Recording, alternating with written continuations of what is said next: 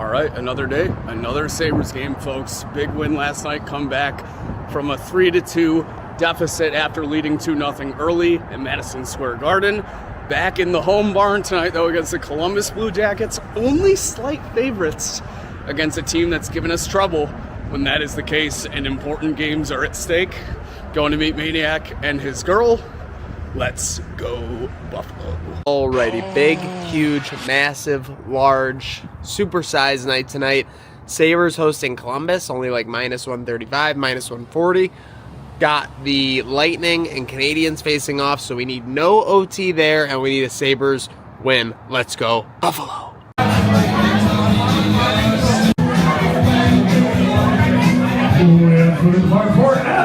What are you expecting tonight? I don't know what to expect, Maniac, because the line is way too close for my liking, and the Blue Jackets always give us hell when we're supposed to win by a lot in a meaningful game. I expect a much harder game than a lot of fans might anticipate. 2-1 win, Sabres. Thompson, game winner.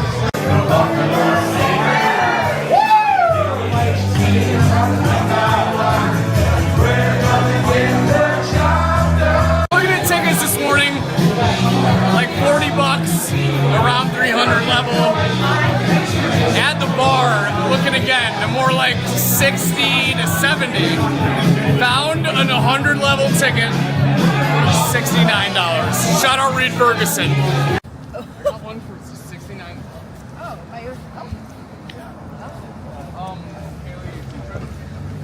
the night I had, and then he was like, we're babies. Yeah, we were fine. All right, made it in the building. Doing the cardio pregame. Yep. Incline. What's the key for the Sabres to incline to a victory tonight? Gotta be gritty tonight. Gotta be gritty. Gotta be better in the corners than Columbus is. Let's go Birds.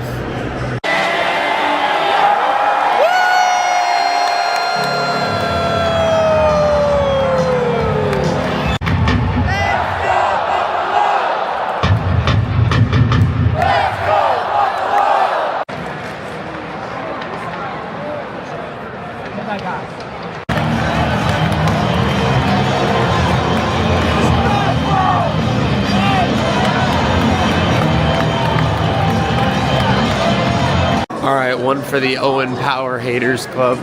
Penalty late in the first. Hopefully it doesn't bite us. Let's go. All right, we're in the Odd Club. Great matching jerseys, ladies. What'd you think of the first period? It'd be better if we were winning. For sure, but now you're at the Odd Club. That is winning as far as the Key Bank Center is concerned. Let's go. Let's keep having a good time.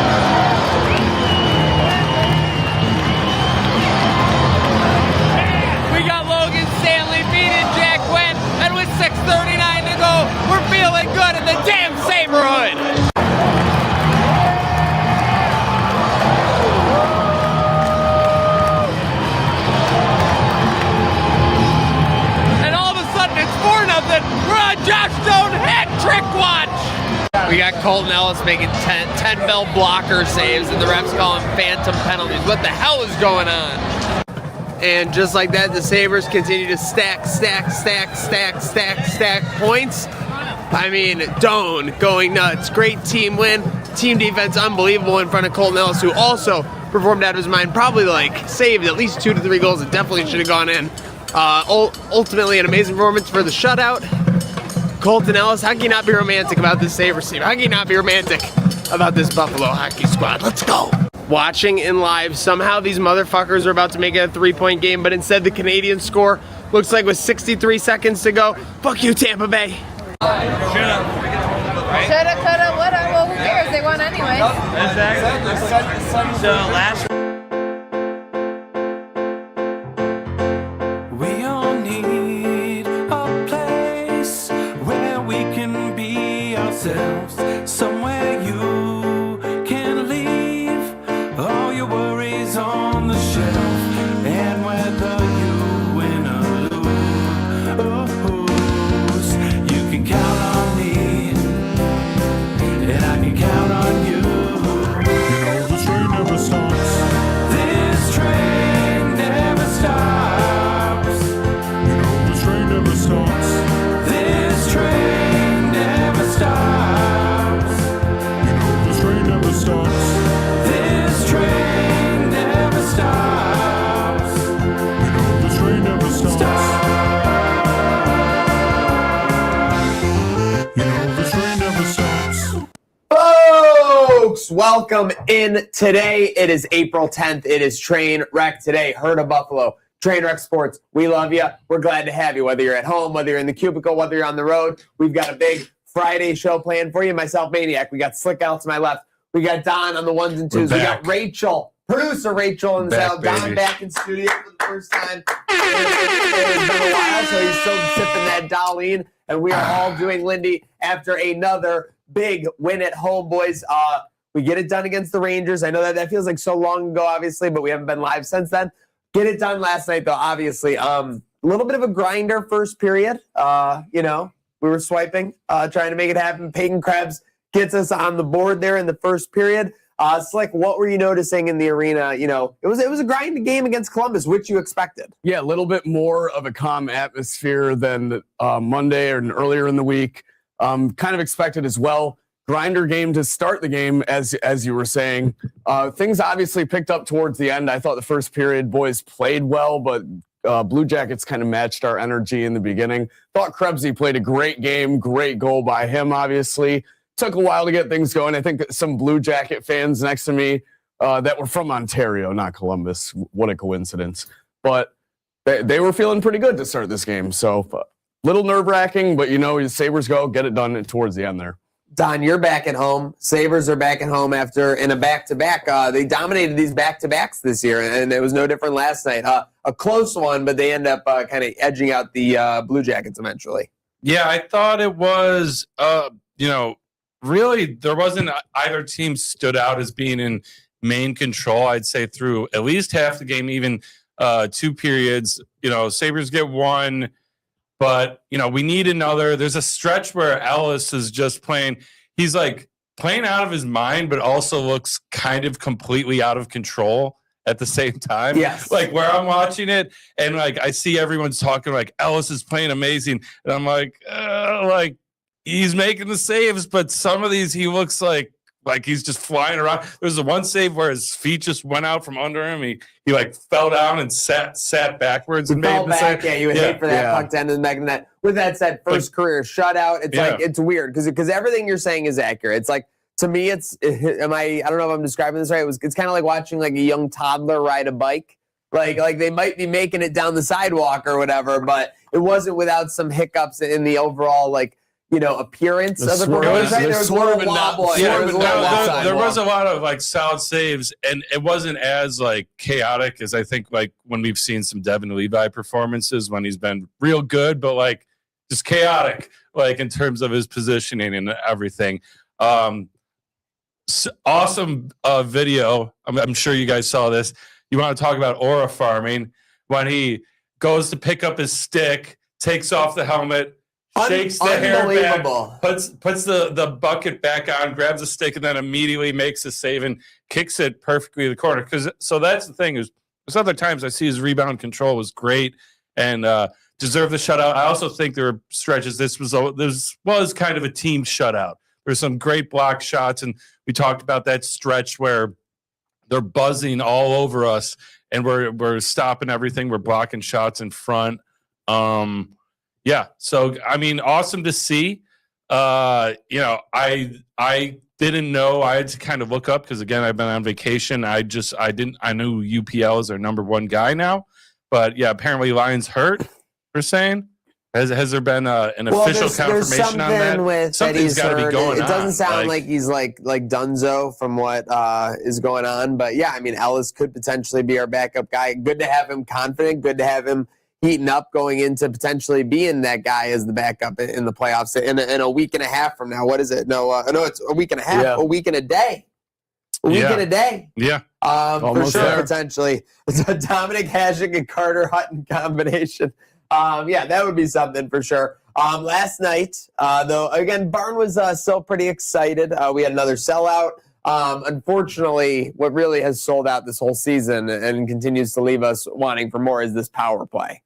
I hate to say it. It's a consensus around me. The guy was telling me, he's like, I can't wait till we go back to even strength when it was like 40 seconds left on the power play. It's just like there has to be a way to simplify it. In my opinion, I know that, Appert catches a lot of flack and part of it is on the zone entries. There's a lot of, niche things that the casual fan like myself doesn't recognize, but we just got to get pucks on net. When it's power play, we've got to find a way to get pucks on net. We certainly can't have like casual offensive opportunities for the other team while we're supposed to be on the power play. A little bit of a rush, sure, but, can't have like them in the zone hanging out. Yeah, special teams continues to be concerning. Not quite as bad as what we saw on Monday. I feel like that was just a complete disaster all around in terms of power play, penalty kill. But it doesn't look better. I don't know what it takes to figure it out, Don, but they're still looking for answers. Lindy's still switching up combinations too, and he's playing the right. It's not like he's not putting the right guys out there on the power play either. I think bottom line, it does come down to what Maniac said: just get pucks on net. Yeah, I mean, a good power play unit is cashing in anywhere between like around 30%. So I'm not expecting them to score every time. And them going 0 for 2, I don't even mind that. But it's just the way they do it. They don't get. It seems like any chances. They don't get an advantage by having the man out there. Yeah. I've joked. I'm like, if we go a man up, just take one of our guys off, play him 4-on-4, and use more of the ice. Which I'm not serious about. That's a joke. That's a joke, people. Don't be saying Don doesn't know puck and is saying these crazy things for clicks. But it's huge. If you want to say Don doesn't know puck, I mean, you can. I'm not going to stop you. You can light up the TL. I'm not going to stop you. Go ahead. But I mean, going into the playoffs, this is what we need: is a nice, strong power play. It's concerning, but it's not a vibe killer. If that makes sense. So I mean, just for special teams, our penalty kill is good. There's a good side. We get more chances on the kill. Yeah. We're more apt to have an opportunity on the power kill. I wouldn't say it's good, but we do get offensive opportunities like quite often. Alex, specifically. If I was Lindy right now at this point with the power play, because I know we're not going to like turn into some juggernaut, I would just say we need to manage it in a way where we never allow it like a shorthanded opportunity. That really is the situation. That's what I'm saying. I don't know, if because we have guys too low in the zone and stuff's opening up or whatever, but that would be my focus, because you're not going to win. You're not going to get a plus out of that power play, I don't believe, but you can avoid getting a minus, especially. Yep. Well, here's a statistician with 0 for last 18 Gates, he says. Okay, so this is because this guy leans over to me. I didn't get this gent's name. He was awesome. We were sitting in section 303, row 12, where the real fans sit.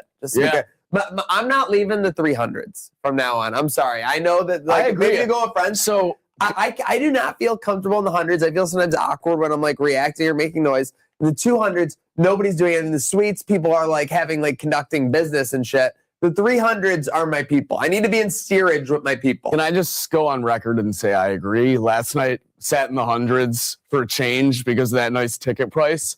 Didn't have a great time. Had a lot more fun in the 300s versus Tampa on Monday. I think the 300s is a little bit more. I'm glad you and I people. are committed to those. Yeah, those we're people 300 up there. commits. Yeah, So Side commits. note on the penalties, I have to say this real quick.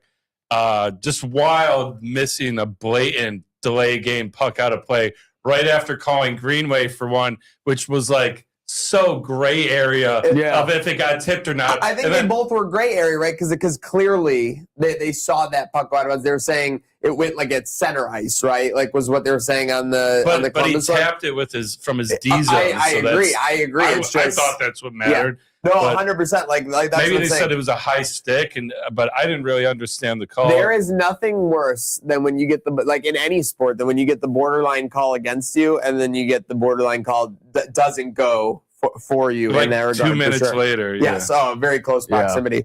The big good news out of it all, though, truly to me, this last couple games, you got McLeod scoring in New York. You got Doan with a massive game last night, and then you got Norris as well. Yep. So to me, like Josh, again, I think Tuck, and Quinn, obviously, and all coming alive at the greatest. Public enemy number one. Give him his due. Give him his due, because Jack Quinn was certainly given his due after that apple. Yeah, 2 apples for Logan Stanley, who again most fans have said we're a worse team when this guy's in the lineup. I don't buy that, especially when he's paired with a guy. That seems to be the solve, is a little Metsamania with your Stanley, and all of a sudden you got the formula. But this is the thing. We can watch the games. We can complain about certain player play, but the Quinn, when they're pointing, they're pointing at each other. I mean, this is what it's all about. This is why this team's succeeding, is they like each other a lot. On the broadcast last night, you guys didn't see this, but they had Dave Anderchuk on. Right? I saw it while I was walking the concourse, but yes, I couldn't hear anything. So he talked about when he left Buffalo and he went to Lightning. And I think that's when they won their first cup in 2004, right? Yep. Yeah. With our guy that's now in Vegas, Torts. But he was talking about how they were a really young team and they wanted him in there for veteran experience. And also, he was like, the biggest thing was they all liked each other. They were young, they like scrappy, but they all really liked each other. And that's the thing with this team. And again, with Logan Stanley, gets shipped in, instantly embraced by the team. Clearly, vibes are high in the locker room, whether you have some issues with it, some of the shifts he has. I mean, we want these guys to come around, get hot now. So I'm feeling great about Logan Stanley after last night. Even the most egregious, like, Logan Stanley hater, like, they see the operation happening. This is clearly seeing if we can get a huge, lumbering, big guy operationally into our rotation for the playoffs, when you're going to need to literally own every corner of the ice and little things like that. And if you can make them worry just a little bit more about going into your zone and things like that, because they might have to deal with, the ogre, Logan Stanley, that's a big thing. So good to see him get his confidence. Wouldn't it be nice if we already had a 6'2" defenseman that's like 200 pounds? Yeah. Throw his weight around a little bit. He's 6'4". Even better. I think the thing, though, too, I've noticed with Logan Stanley is I think it took him a while to adjust to the playing style where Lindy's like, yeah, if our defenseman ends up in the corner in the offensive zone, that's fine. Like we'll cover for it because guys are covering. Power. You'll see sometimes they're cycling in the offensive zone. There was a whole new level. I'm telling you, we are sending the defenseman below the goal line. I looked up and I saw Logan Stanley, who again is supposed to be the big slow guy in the offensive corner on the Quinn goal. He jumps up, not just like a rebound assist. That's a great feed. I think he's adjusting to that. Like, hey, we want the whole team to be constantly moving. And, like, we don't want you standing still. And you'll seem faster if you're kind of moving with everybody. So I really liked it. A lot to like last night. And then speaking of a lot to like, as we get into the post game of it all. So first off, Ellis gets his first career shutout. Huge shout out to him. Yep. But we also get the Lightning losing to the Canadiens. So now the shuffle of everything in the Atlantic. The Sabres control their destiny in the Atlantic. Two regulation wins here, and we're in. Yeah, just win, and just like Tampa Bay, just like the fans, now it's starting to leak into the team. We got the coach crying about penalties in post game. It's just these guys. These Tampa fans just won't stop whining. Yeah. big old whiners. Mentioned here too, Cole Caulfield. I mentioned him as a Sabre killer on our last show. Yeah. Gets 50. 50. How is this guy not on Team USA? I saw that. That's inexcusable. Yeah, inexcusable. It's super nuts. And like he was kind of like Tage in the last year. The Four Nations or whatever. Snubbing. He was like on the bubble, but it is like kind of wild. Like the that politics we couldn't of the game use are crazy. that. We were talking about it in live time. You could flash back to the episode. We're like, how the fuck are Team USA Olympic like politics almost at like a junior hockey level? Like that's crazy. Yeah, For sure. And getting 50 is in today's NHL is no small feat. Not easy. Yeah. So just looking at these percentages. So we have these pulled up on the side down on the screen, but so there was a major shift. Ooh, Is that okay. like basically 3 games ago when we were all tied and like we were a game on top of the Canadians and Lightning? We were very favored. Like the Canadians were at like 50%. We remember about a week ago we were 50%, and that was not good. Now we got the Canadians down because they've climbed up to that 2 spot. We control our destiny in the 1 spot. They're only at 8%. We do have a quarter of the time we will be facing off with our friends, the Tampa Bay Lightning. But again, the thing about the Tampa Bay Lightning, I feel like we have to go through them at some point no matter what. I would rather take them before they can fully recover and get healthy. It seems like they're a little banged up right now. Can we get in there against a healthy team? The major percentages, 71% of the time or 70% of the time, we'll be playing the Boston Bruins or Ottawa Senators. Boston Bruins, that was our 2010 opponent when we lost in the first round against them. Miro Shatan scored against us in overtime in that series, if you remember. And then, of course, the Senators. I don't have to tell you guys the lower there. Yeah. I don't love the matchup against either. Like you said, I would honestly prefer the Lightning earlier, get it out of the way, where you know you're going to see them down the line at some point. But Boston does line up with that kind of dream playoff run scenario we all laid out a couple weeks ago. But ideally, I think I would want the Lightning as soon as possible in the playoffs. Yeah, my dream run here would be Lightning, like Senators, Hurricanes, Stars. I think that's what we said a couple weeks ago. Yeah, I think it was Boston, Lightning, Senators, or no, not. You're subbing your Boston. You're bringing your Boston. Boston was definitely in it though. No, because Don put the Senators. I'm not afraid of Boston. I just don't want to see them for whatever reason. We just haven't played well against them this year. I think we're 1-3. It's just a weird matchup for us. I would rather face Senators. I'd rather even face Tampa Bay first round if we don't win this division. I think we're going to though. Yeah, we haven't played the Ottawa that great this year. So we'll if we got to play Boston, we'll play them. If I'm taking my pick though, I'm taking Ottawa for sure.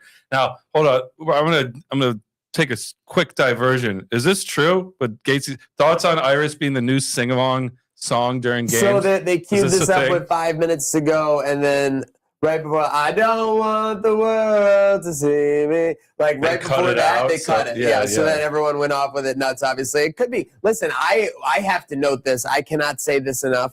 The in-arena experience people have risen to the occasion. They got new like animations on the screen. There's a sin bin animation when a player on the team goes to the box now. Oh, a sin bin. And then there was something. And then by the way, last night Doan scores. Somehow the guy on the camera on the house finds a random dude in the arena like holding a Doan jersey like that he just bought. It's got like tags on it. He's going nuts, and they're like showing him. And then Doan scores again, and they show him. He's just like going nuts with the jersey. God. It was insane. It was almost like it was like product placement. That, How unbelievable was that? Yeah, it was awesome. It was very cool. And it's cool to see like the fans so pumped. He just got the jersey. He's in his seat going nuts. Oh, dude, there was people taking off their shirts. Like it was. Tarps.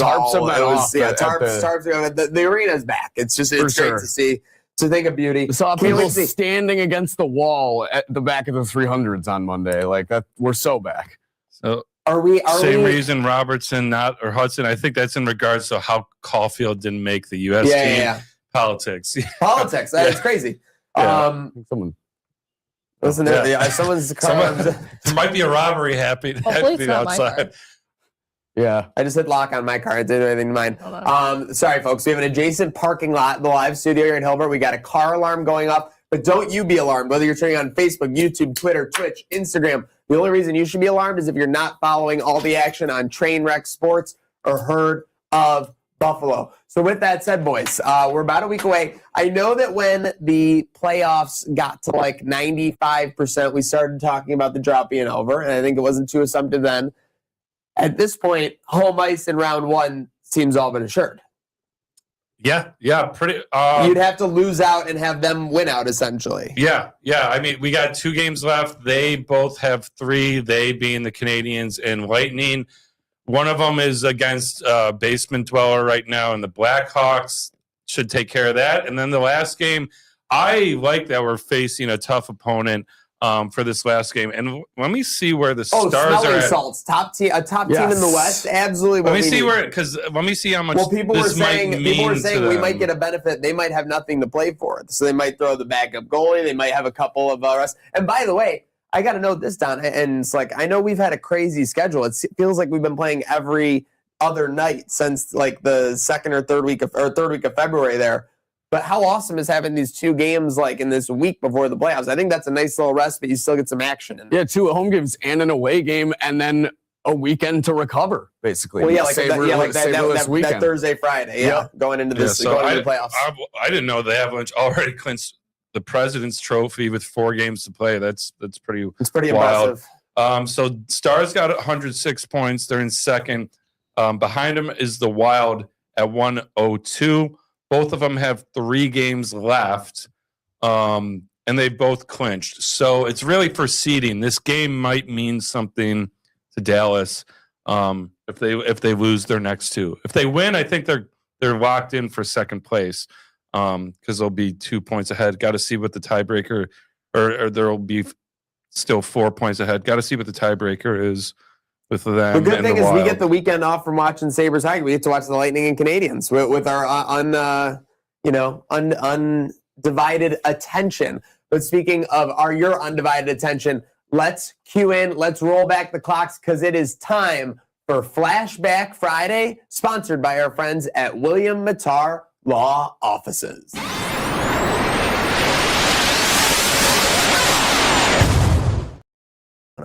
Folks, we're back. So, folks, on this day, Bills are typically in the run-up to draft season, but we did have a memory on 2018 on this day.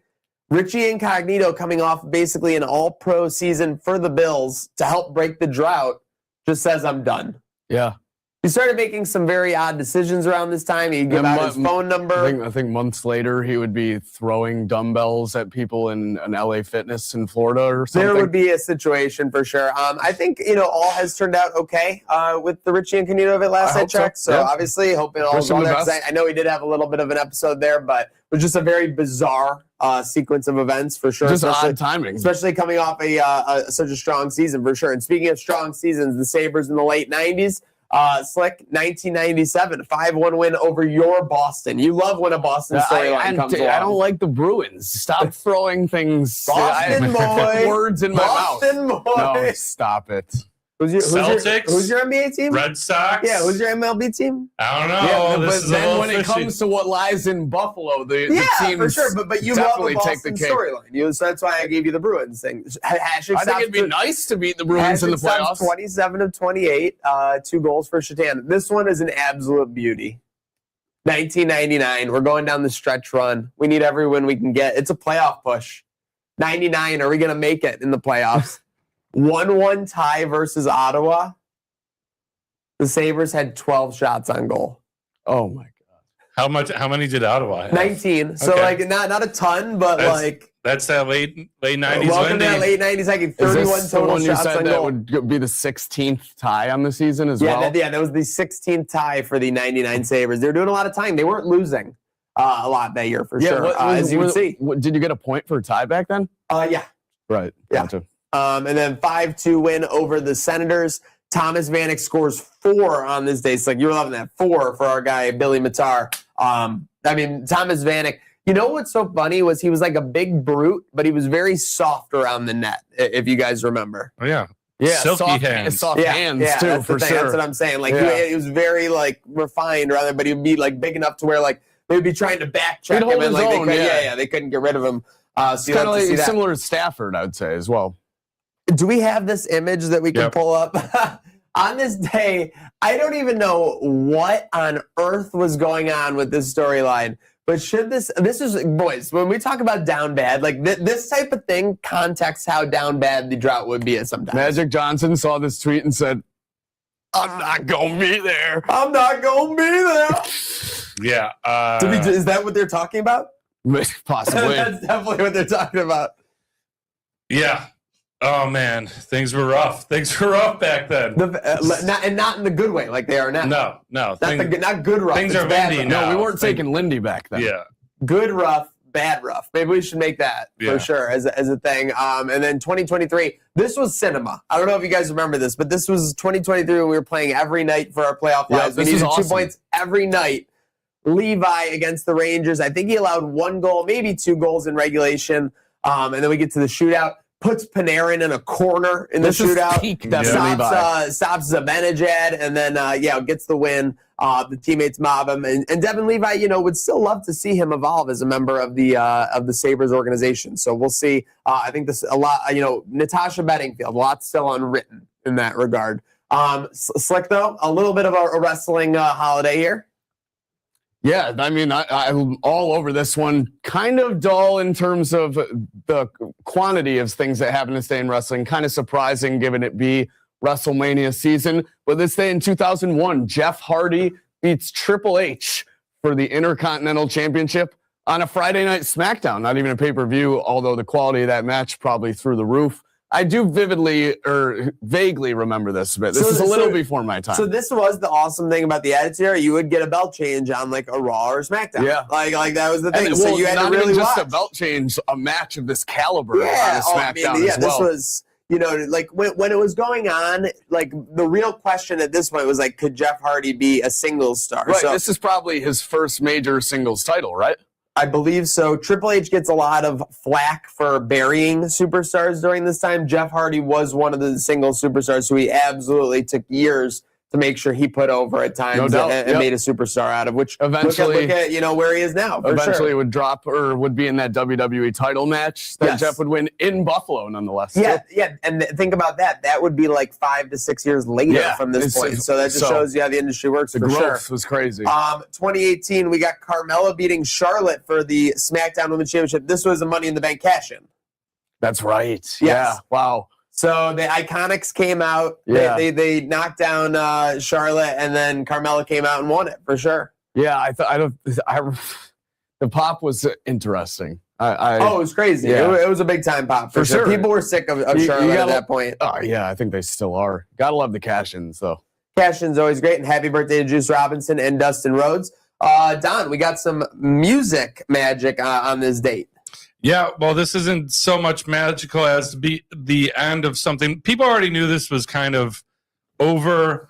The writing was on the wall. Paul McCartney announces 1970 breakup of the Beatles, but he announces it in a kind of interesting way. It's a press release, and he says he has no future plans to record or appear with the Beatles again. So it wasn't really he was saying, hey, the Beatles are over. He was pretty much like, I'm out. Yeah. And also this is my solo record that I have now. So but it seemed kind of like a Freddie Mercury departure in a way. Yeah, the writing was on the wall. I mean, for all intents and purposes, John already left. Yeah. Didn't announce it. You saw George Harrison quit the band for like a week in the Let It Be documentary. Like everyone, they were all kind of done with it. And keep in mind too, this band hadn't toured since '66. Yeah, they were 65, 66. So, and what year was this? 1970. So, I mean, I'm just thinking, could you imagine back then firing out the tweet like the Beatles are done? Like, it's crazy. No one talks about this because the record industry was so strong back then. That what group ever in history was like, guys, we're at our peak popularity. Let's stop touring. Let's just sell records. Like nowadays, the story is that people will be at each other's throats, but they will go onto those stages. They will go onto those film sets if they think they're going to get that. But these guys had some strong feelings. Yeah, live gigs. It was too much back then too. Like they don't have the live show. You can now. They cared about a good product, and it was overwhelming. Woj would have been all over that too. Yeah, and then we got 2024 Rock and Roll Hall of Fame, and inductees include Peter Gabriel, also from the early Genesis, if you know your history, Hall & Oates, Kiss, Nirvana, the E Street Band, which was Bruce Springsteen's band, and then Brian Epstein. And if you don't know who Brian Epstein is, we're talking Beatles. Brian Epstein was the Beatles manager from 61 to 67. Probably will go down in history as the best manager ever, not just in the way making this band huge and investing a lot of his time and money, but we're talking about the breakup of the Beatles pretty much happened once he died in 1967. Yeah. So he was kind of the glue holding them together, holding these personalities together, kind of pushing them along. He dies, and then they kind of stop hanging out entirely. Who was the other bloke with them too? George Martin. Yeah. He was the producer. So, I mean, but without Brian Epstein, the Beatles don't happen. It was his idea to wear the suits, get the haircuts, everything. He was like, iconic. Yeah, he knew how to market and what demographic to go after. He made Beatlemania, essentially. Not too different than like the same crews being behind like NSYNC and Backstreet Boys. If you got the formula, like you just got the formula. Except he wasn't a dirtbag like Lou Pearlman. True.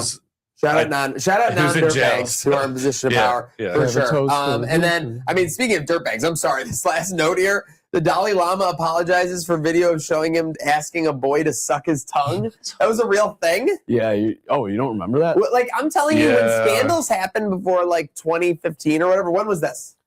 This was 2013, I believe. I'm just telling you, they got, like, erased from the brain or whatever. But happy birthday, Haley Joel Osment. Don't let the Dalai Lama ruin your good time there. Also known as the hand job man. That's his nickname in comedy circles. Wait, where's the record scratch? HJ. All right, nothing wrong with a good HJ.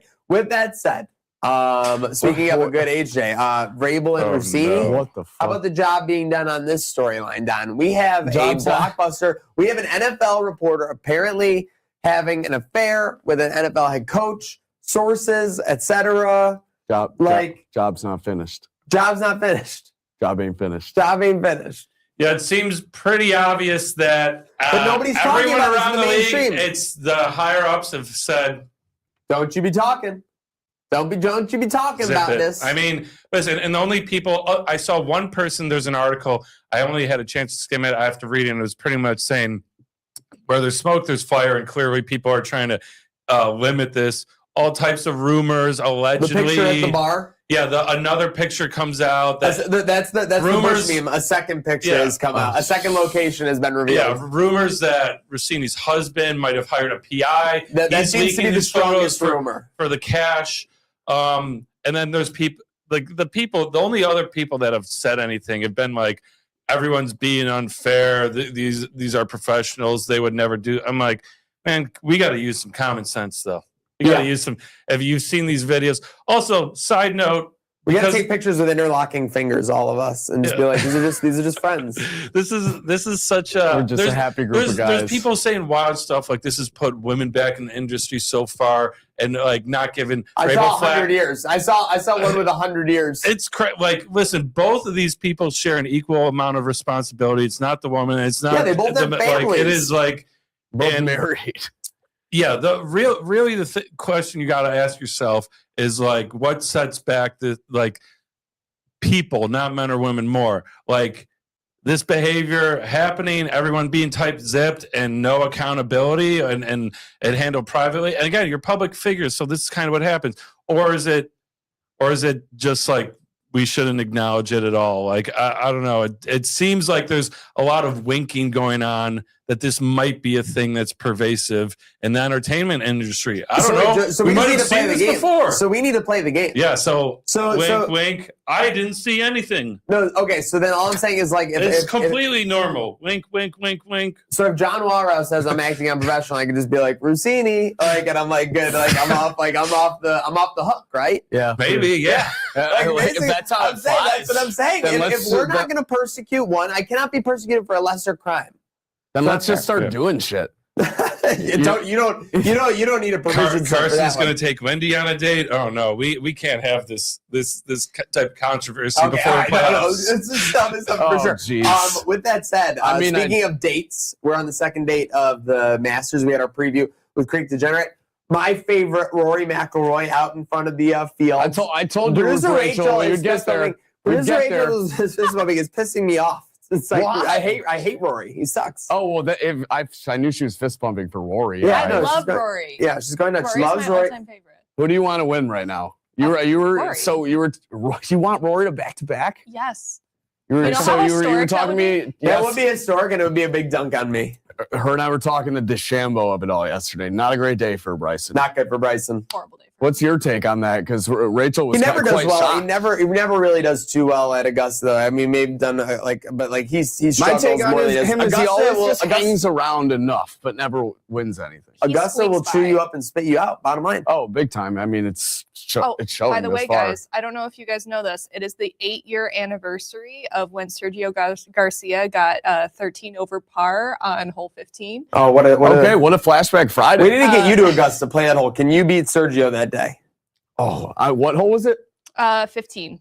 That's What happens on the first swing when you swing and you miss the It's ball? the one where the water Oh, yeah. is like Oh, between that and the and then the green. I think I there's know which water one. on both 13. sides. I think that's where Cam I think Smith I could just monumentally collapsed just whack a it couple with years ago. my five iron over and over 100%. to get there. And, Yeah. like- I think it's not. Play I think small ball. it's short enough that your 5-iron might go over the green. Oh shit! You guys could probably do it. I'm not. I think I'm you're not beating Sergio grossly on that hole. overestimating how powerful my swing Scotty. is. Scotty's I'm still in thinking the it's a mix here. 9-iron situation. Scotty's very much in the Yeah. mix. So He my did Batia have is a only bum. 6 back. 3 rounds to go. Really? So yeah, I mean, yes, it doesn't sound too bad. I when it's- sprinkled.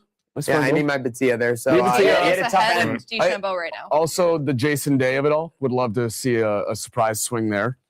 Jason I Day don't has think the worst swag in the entire Yeah, I don't- DJ. The yeah. Malbon. My boy Nick from Tampa loves the Malbon. Oh yeah. Live So- update: Burns and McElroy are tied for 1, and then Jason Day and Kittamaya are tied for 3. Let's Okay. go, Jason. We got it Come all on, it's happening. We right got it all there. happening here on Train. We got, Wreck today. we got this Insta comment, Lady Hoops. I'm only here to say go Bills. I don't give a about anybody, nobody else. Josh Allen forever. And that's Bills. fine. That's Bills That's fans right fine. now. They're just chilling. Yeah. They're hopping in, hyped whenever. I love it. We'll be talking Sabres, talking golf. They're like, can we just acknowledge Josh Allen? We can acknowledge Josh Josh Allen. Allen, whether it's at the I love Hilbert it. studio, inside Amen Corner, wherever. We'll always acknowledge Can our we play that QB1. one iconic clip of Josh Allen where he's on the golf course? and Oh, he's- where he's like, "Are we live?" where Yes. no, where Or he, what- he says we all came out of a bush. Oh yeah. Well, Yes, well, Clay, facts I think only, that's Barstool content. Right. Plenty of- facts only from our guy Joshua Patrick Allen. I'll tell you a fact only right now is that it's not time for a message. It's not time for a call. Nope. It is time for some FaceTime.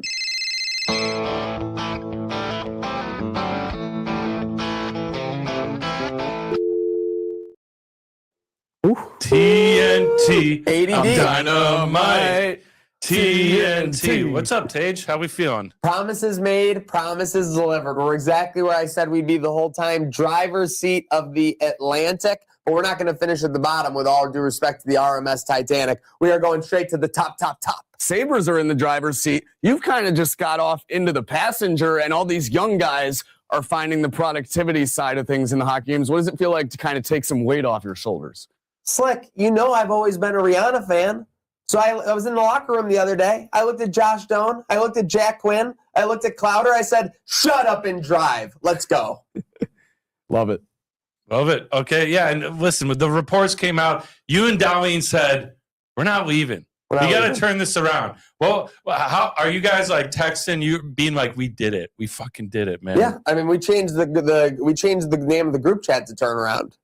So now I think before we get into the playoffs, it might be time to change it again. All systems go, because that's what's going to be happening. Listen, I've let these boys take the driver's seat, like you said. I've let them take the front seat. Now it's time for Daddy Tage. Now it's time for the twine tickler to be shotgun. Here we go. We're going to the first round, boys. I will see you at Key Bank. Thank you, All right, Tage. mic drop. We'll see you, Tage. We'll see Thank ya. you. Alrighty. Oh, Speaking man. of VIPs, can't help but applaud this guy done. Anybody else to even be considered for the Jack Adams? It's a complete joke, Lindy. You are my only candidate. The rest of the list does not exist. Listen, I came here for one reason only, boys.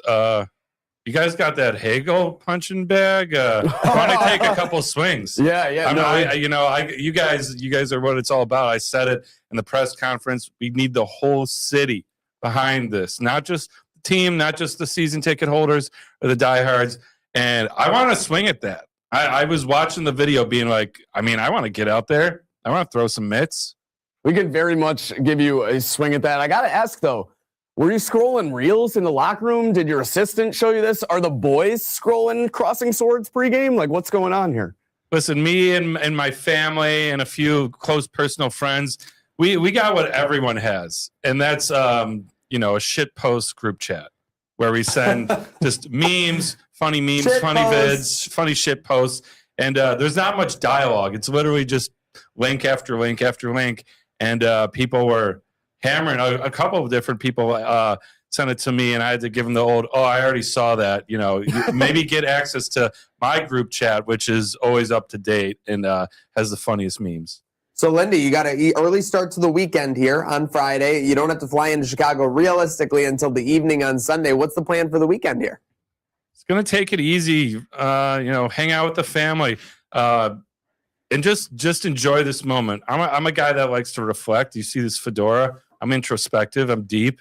And I'm just going to see how far this team has come and really settle into that. All right, Lindy, thank you for the time. We're going to let you get back to the weekend. Have a good one, sir. All right, thank you, boys. Oh, and last but not least, my captain, Rasmus. Thanks for chiming in. How do we feel about how the arena's been these last couple weeks? Place is really rocking. Oh, the arena's awesome. Monday, the Dingus Day Massacre, they brought the beer saber back, so the vibes were at an all-time high. And just like the boys on the ice, the fans are drinking beers. And that's shown to be a proven key to success. KeyBank Center is so back, and I can't wait to see it further into the playoffs. Ras, listen, it's been happening all season, and it happened again last night where I don't know, I'm watching you, and you don't really seem to cheap shot or do anything, but you get under guys' skin. And last night we saw they almost took a penalty. They were giving you some business in front of their net. Are you saying something to these guys? What's going on that ice? You've kind of developed like a reputation in the NHL on opposing teams. Yeah, I start saying things in Swedish that they don't understand. It gets under their skin a little bit. But, that's just come with the success of this Buffalo Sabres hockey team. We put that wagon out in the plaza for a damn reason, Don. And, yeah, when you are a wagon, people are going to try and come after your captain. So you got to get down to the nitty-gritty and give them a reason to. And, once you piss them off, then they'll be sent right to the sin bin. Shout out to our graphics team. And hopefully get a man advantage and get that power play working. Wagon vibes at an all-time high. I know you got to get back to practice, Rasmus, but before you go, there's been a lot of talk about who should bang the drum for that Sabres home game playoff game 1. Do you have a candidate? Do you have someone you'd like to see banging? Oh, man. Pause. I'd like to see the Dominator out there banging the drum. Yes. After the documentary dropped, he's the guy for Buffalo. He was the king of the crease. And I think it would be a welcome sight for him playoff game 1 banging the drum. All right, we'll let you get back to your banging. I know you got a lot you're working on, so thank you very much, Always Rasmus Dahlin. With that said, quick visit from our friends there always feels good on a Friday. Now it's a quick message from our friends at TSE. I know Zach Benson's a smaller guy, but he could fit his head in this?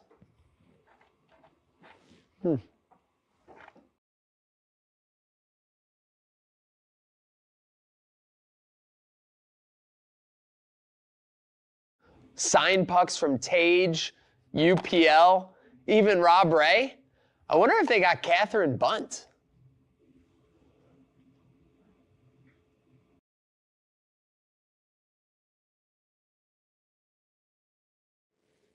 Zach, what are you doing? TSE is having some huge signings in April. I'm making sure this autograph is ready. Those are for DJ Moore and Christian Benford, not you. What do you mean? Say psych.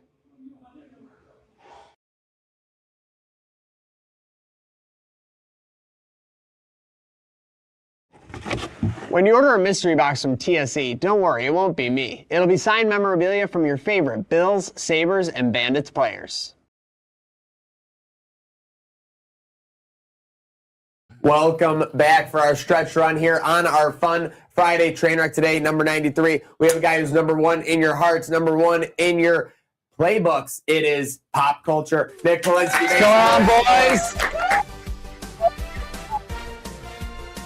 We don't want to get too negative going into the weekend, but we do have a lot of crash outs going on. It's almost like the Trainwreck Sports crash out line brought to you by William & Tara has taken place in the celebrity sphere. Let us know what's going on. You are 1,000% correct. So I'm told Zendaya might be crashing out. Oh, no, that's not good. So Euphoria Season 3 premiere just happened. Seems like Zendaya showed up, took her pictures, avoided everyone, didn't even watch the episode, and bailed. Didn't even watch the episode. No, and you know what's funny is you would never leave your own premiere. You would be the last person. First 2 seasons, first in, last out. Always. First 2 seasons, Zendaya is listed as a producer. For the 3rd season, she drops that. Now, obviously, there's a lot that could be going on there. It could be many of the cast are now seem to be uncomfortable around Sydney Sweeney following a recent string of controversies.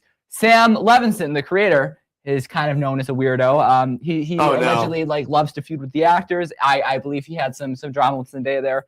He's just got a reputation for being difficult. How could you be uncomfortable? And on his shows Sydney like The Idol or Euphoria, he seems to like the torture porn.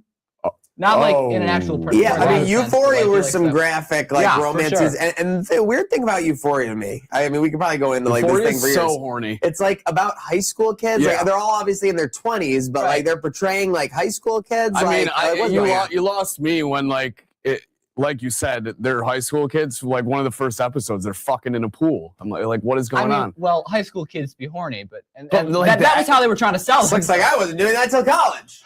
Yeah, about that. I mean, Disgusting. That was how they were trying to market the show at first, where it's like, this is a gritty, real look at what high school is really like. And it seems like what the fuck was that? It seems like it's just kind of high school kids be horny. Become gratuitous. But I digress. Sorry, I'm a little bit out of breath. I just sprinted over from the Hilbert College Career Fair. Obviously going on Hafner Recreation Center, our great partners at Hilbert. Shout out President Mike Cornell for having us. Brandon and Liz for holding it down. Great stuff. You know who else is still holding it down? Michael J. Fox.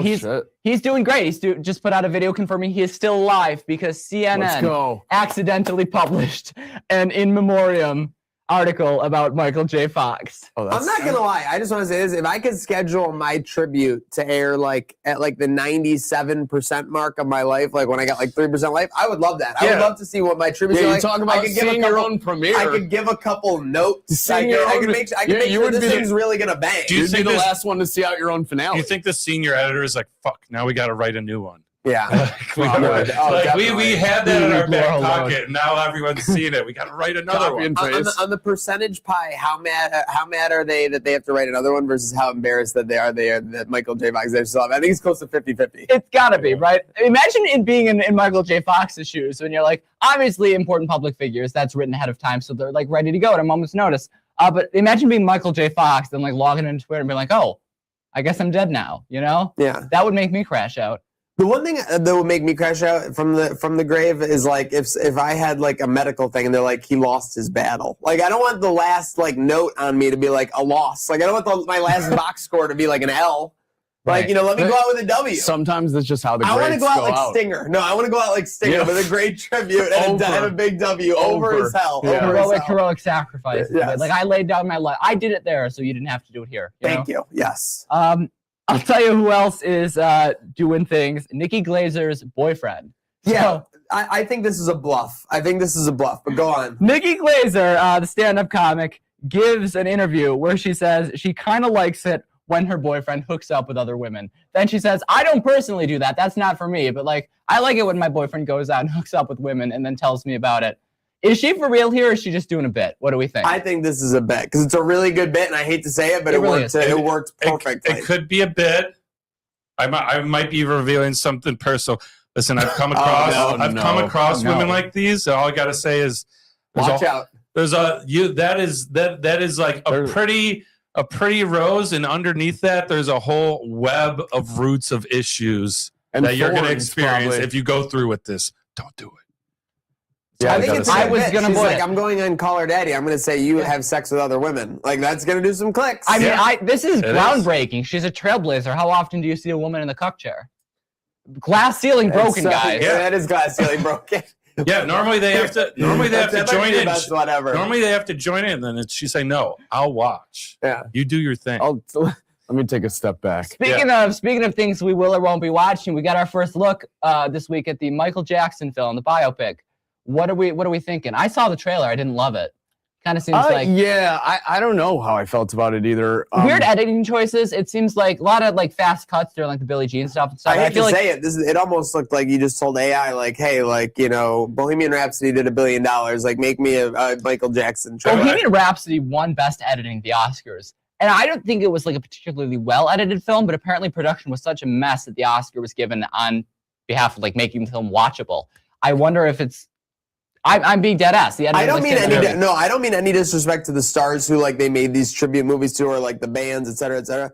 Like the Bohemian Rhapsody of it all is going to end up being looked back on like the Beauty and the Beast live action. I think like so. Where they're going to be like, this spawned a whole web of things that shouldn't have even happened. I really like the Elton John one, but yeah, Michael Jackson seems like so much of it is sanitized. Obviously, that's been in production hell for years. Notorious one was great. That was in the late 2000s. Some of Michael Jackson's accusers couldn't be represented on camera. Janet Jackson is not even a character in the movie. She was like, I want nothing to do with this. Oh, well, that's kind the of biopic wave for me is kind of crashed. I'm not super interested in it. And you said it's sanitized. Like now that they come out and you know the family, the state has to approve everything.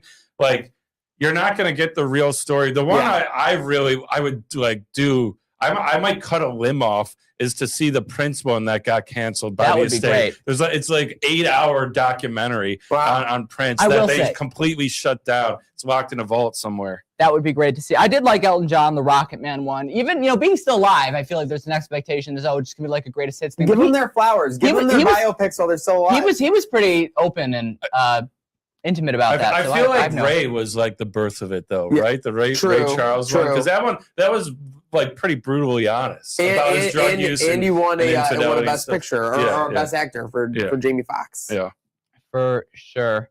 But we can make biopics about. We're not even making biopics about actual artists now because we've thrown all out the window. We're making biopics about Neil Diamond cover bands. This is true.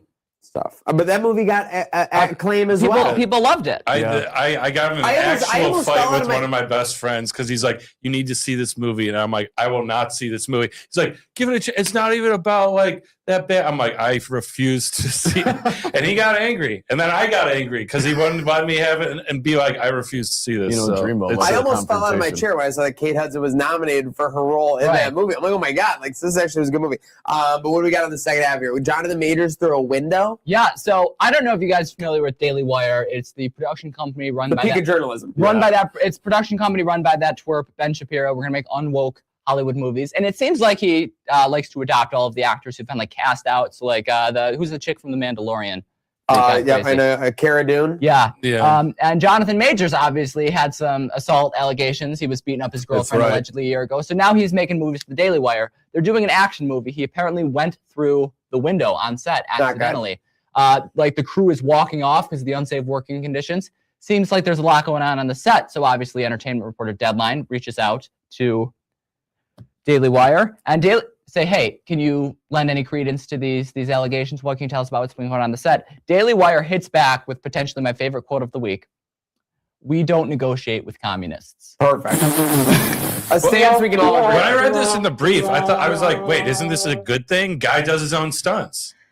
Right? Yeah, it is good. It's just you don't want. I mean, even if it's Jonathan Majors and Daily Wire, you don't want your star falling. You don't want your crews in open revolt. And it's like when Harrison Ford would be like we're not going to be able to film for the next 6 weeks. I tried to fly a plane. How often does that happen? Not everyone can be Brendan Fraser. For sure. Crazy stuff. And then, but speaking of flying a little too high, Christina Aguilera's hairline. Yeah, so she's partnered with this hairline. I forget what the hair care products are called. Get this up for our guy. But she put out this ad. My favorite image of the week. She is visibly wearing a wig in her hair care advertisement. It's not even like a subtle wig. That's a heavy motherfucker. Wait, you could see the hair under there. Yeah, what are we doing, guys? Christina Aguilera kind of looks like La La Kent.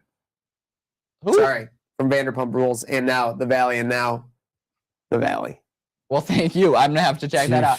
I think this is just funny to me for the sheer absurdity of it. Why are you gonna promo hair care products with a wig? Don, you've obviously got a nice head of hair you're quite proud of. Oh, thank you. You too. Thank you. If you were gonna promo hair care products, you wouldn't be putting on a wig, would you? No, I'd be headed over to Sport Clips to get a free MVP haircut experience from now until April 21st. Sports. Hey, That'd be outstanding. You look at Lala Ken. Yeah, I see This is it. not I see an it for ad. sure. This is a true feeling. Yeah. No, I mean, the part that stuck out the most to me, honestly, is the interesting choice of attire. Isn't even the female pantsuit. It's a nice suit and tie with the hair. But hey, she's rocking it. rocking it. It's a great look. It's just I hate making fun of her because the teenage Don still has the hots for her when I pulled this picture up. Wanna get look, it's a great look. I'd love to see that on like a red carpet or a commercial or what have you, but maybe for a hair care line, it's not what I would have done. All right, take us home, Mick. All right, and one more. Actually, I have 2 more points. Okay. So first, I want to hit Malcolm in the Middle reboot. Okay. I understand one of us were excited about this. Yes. Shocked, which. but excited. Yeah. Oh wait, was I not What? supposed Oh, no, I was gonna hide it. That's okay. What do you got? I mean, it seems like it's fun, but there's no point to it. Is that the vibe I'm getting? Isn't that everything with all these reboots? I think so. Like, it's great to see most of the original cast again. It's great to see them doing what they do, but it doesn't really push the needle forward in any interesting way, does it? It just kind of says, all right, here, I don't think we're reaching any new conclusion. You liked this 20 years ago. Yeah. Life is unfair. I think but having Bret Life's Hart still put a unfair. sharpshooter on someone in the opening credits is a great scene. I will say, that was awesome. That's amazing. Yeah. all love to Bryan Cranston. The guy's a versatile actor. I think he's great. Yeah, Cranston fucks. Does this put to bed the theory that Malcolm in the Middle turned into Breaking Bad? No, this only helps because now he's back. Now he's back after it all. For sure. So I got one more thing. Yep, take and us out. I need to end this on a crash out. Okay. This does not have anything to do with pop culture. This is entirely a personal grievance Thank you. with the Okay. fucks over at Tim Hortons. Oh. So Uh-oh. Uh-oh. probably 13 years ago, summer of 2013, they introduced this donut and corresponding tidbit. It is banana bread chocolate chip. Yeah. It literally existed for the summer, and it was so good. And they brought it back in March 19th. They brought this thing back. It was as beautiful as the day I had lost it. I went day one. I got the donut. I got the Timbits. It was beautiful. Everything was looking up. Everything was looking up. I was fully willing to forgive any slight Tim Hortons has committed against me. And there have been a couple. But having the donut back, it really was brightening up my vibe. And yesterday, my good friend Brandon Fowler was like, I got to get one of these donuts. And we looked on the app and it's gone.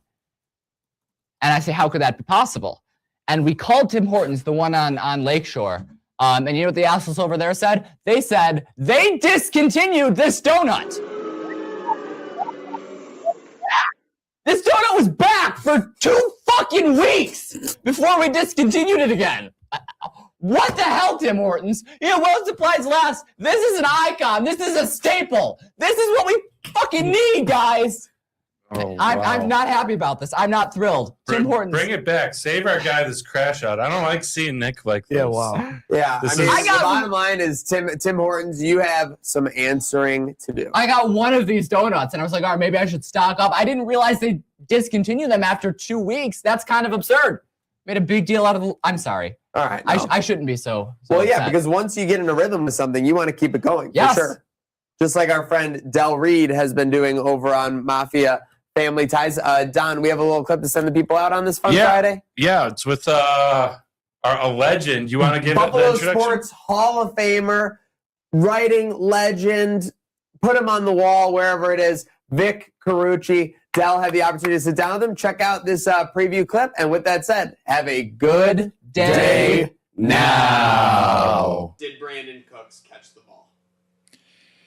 He did not catch the ball. That was an interception, and Brandon Cooks knew it was an interception. His whole real-time body language, his whole real-time body language and reaction to it told you that. Most lovable player of all time, Rudy or Josh Allen? Well, yeah, it's got to be Rudy because the underdog. Josh is the overdog. I mean, I know this Now humble he is, right? Yeah. Humble beginnings, and he was. I liked him coming out of school too, as much as I know the Bills did. I was covering it for the Buffalo News, and they had your chance to talk to the prospects who were in town. Sam Darnold kept his hands in his pocket, and I'm positive that was because there were so many questions about his hand size. And it wasn't that cold out. And he just kept his hands buried in his pocket. I'll never forget that. I still have pictures on my phone that I took during the session, and you could see, and how young Josh looks then. Like he's still, he'll be that face that never really ages.